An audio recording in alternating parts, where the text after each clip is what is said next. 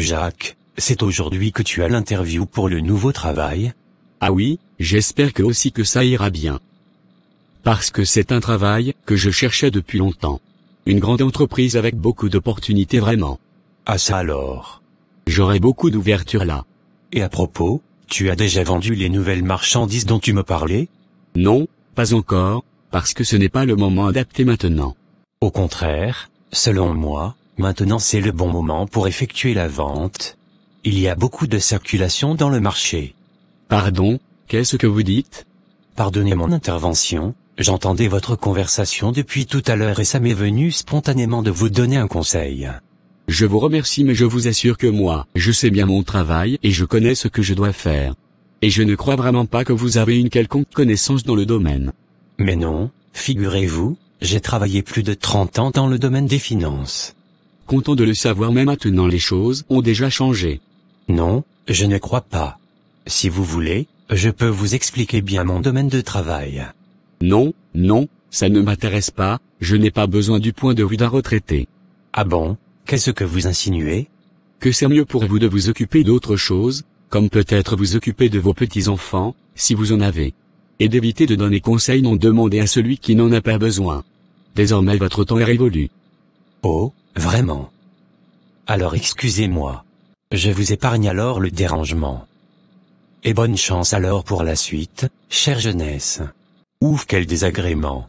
Moi, je pense que dans la vie, on doit avoir de l'humilité pour rester en dehors des choses qui ne sont pas à son niveau. Ah oui, tu as raison. Maintenant, excusez-moi aussi. Je dois m'en aller sinon je risque d'arriver en retard à cette fameuse interview. Ah oui, il faut filer. Je te souhaite plein succès. Prends-toi ce travail mon cher Jacques.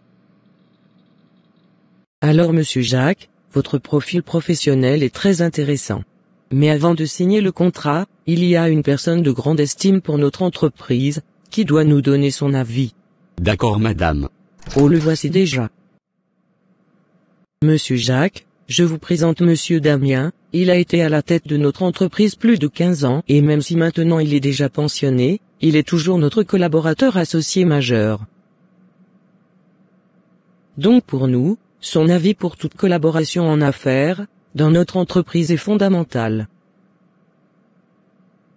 Alors monsieur Damien, je vous laisse seul. Permettez. D'accord madame Noémie. Un plaisir de faire votre connaissance monsieur Jacques. C'est un plaisir aussi. Mais là je me trouve indisposé. Avant tout je vous présente mes excuses. Je ne sais quoi dire. Vous ne comprenez pas encore la vie, je vois. Je dirais oui. C'est pourquoi maintenant je dois m'en aller. Mais où est-ce que vous voulez aller? Mais avec la façon dont je me suis comporté tantôt, je crois que cette interview est terminée, il n'y a plus d'espoir pour moi. Mais tenez-vous là, ne soyons pas enfantins. Vous êtes trop impulsif, un peu comme je le fus aussi à votre âge, mais vous êtes aussi déterminé et ambitieux.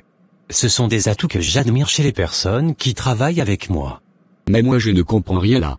Je suis en train de vous dire tout simplement que je donnerai mon approbation pour signer votre contrat. Et dès demain vous commencerez à travailler ici chez nous. Vraiment. Votre CV est déjà discret comme ça, mais moi je suis convaincu que vous vous améliorerez avec le temps. Avec l'expérience j'ai déjà compris que ce n'est pas l'âge générique qui détermine la valeur et les potentiels professionnels d'une personne. Mais la capacité d'apprendre de ses erreurs, c'est seulement comme ça qu'on peut acquérir de l'expérience. Et c'est cette expérience qui guide dorénavant dans la vie voire dans le travail. Vous avez parfaitement raison, je ne sais comment vous remercier. Je vous en prie. Les gens font rarement ce dont ils croient mais agissent souvent selon ce qui leur convient. Et finissent par le regretter après. C'est comme ça qu'en ayant des préjugés, on perd la possibilité d'aimer les autres selon ce qu'ils sont réellement. Rares sont les gens qui utilisent leur intelligence, et plus rares encore le sont ceux qui agissent avec leur cœur. Et finalement, sont uniques et précieuses, les personnes qui agissent au regard des autres, en utilisant aussi bien leur intelligence que leur cœur.